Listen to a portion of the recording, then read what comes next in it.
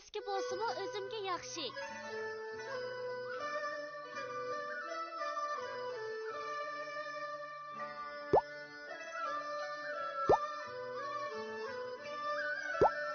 Oynag'ida mushu kiyiming bilan boramsan?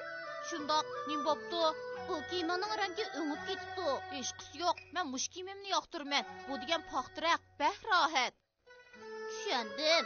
Eski bo'lsa-mu o'zimga yaxshi degina. Bu nima degan gap? Bu desam gap uzun. Qadimdan tortib adiblar bir-birini yaratmaydi. Han sulolasidagi Foye bilan Bango qobiliyat jihatda bir-biridan qilishmaydi ekan. Ammo Bango Foyeni faqat ko'zga ilmaydi ekan. Voy, bu ben begimkan-ku.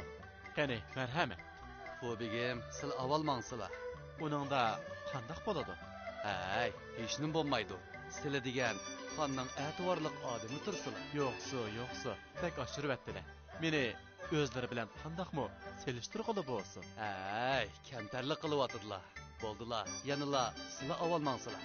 Bu ishga aylan ko'rinishda o'zaro takalluf qilishqini bilan ichida yanıla bir-birsiga qoyil emasga qarmandigan bularni. Ular mushundaq saqt takalluf qilishib bir muncha vaqtni o'tkazib atdi. Bo'lmasa, men bugun bormay turay. Men qaytay. Sizlar berivasizlar. Yo'q, bo'ldilar. Men bormay. Yanıla uyga qaytib aram olay. Bu kalla ajab ochiqni keltirdi. Bu kuchirab kelib, tazmin nasbasti desa.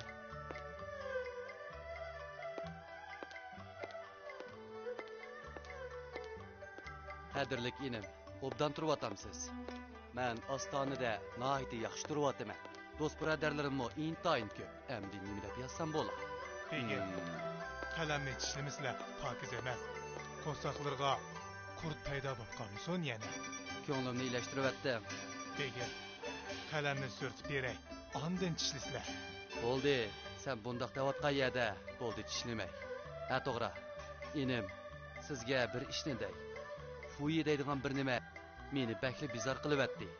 Uning yeziqchilikdan az-to'liq xabari bo'lg'ashqa putukchi mansubiga erishdi. U qo'liga qalamni bir elib olsa, to'xtamay yozadi. Xuddi turmuzi tutmaydigan mashinadek. Amaliyotda uning qalami ancha o'tkir emas. Men uni faqatli ko'zga ilmayman. Begim, ozroq bir narsa yozlar. Bo'ldi, yemayman. Men inimga qoida so'zlayapman. Har qanday bir odamning ortiqchiligi va yetersizligi bo'ladi. Biroq ba'zi odamlar o'zining ortiqchiligi bilan boshqalarning yetersizligini selishtirishga amaladi. Bizning begimmo ham shunaqa odamga. Shunda, garchi Foyening yeziqchilikdagi qobiliyati uncha yaxshi bo'lmasa-mu, ammo uningmi ortiqchiligi bor. Ko'nalarning uyondagi bir tal eski supurganmi, oltindan qimmat degani nihoyat o'rinliqga. Mana bu eski bo'lsa-mu o'zimga yaxshi degan idiom haqidagi hikoya.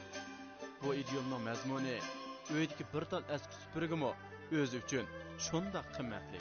Demak, narsa garchi ancha qimmat bo'lmasa-mu, ammo o'zi uchun intayin muhimdir. Kichik do'stlar, tushundinglarmi?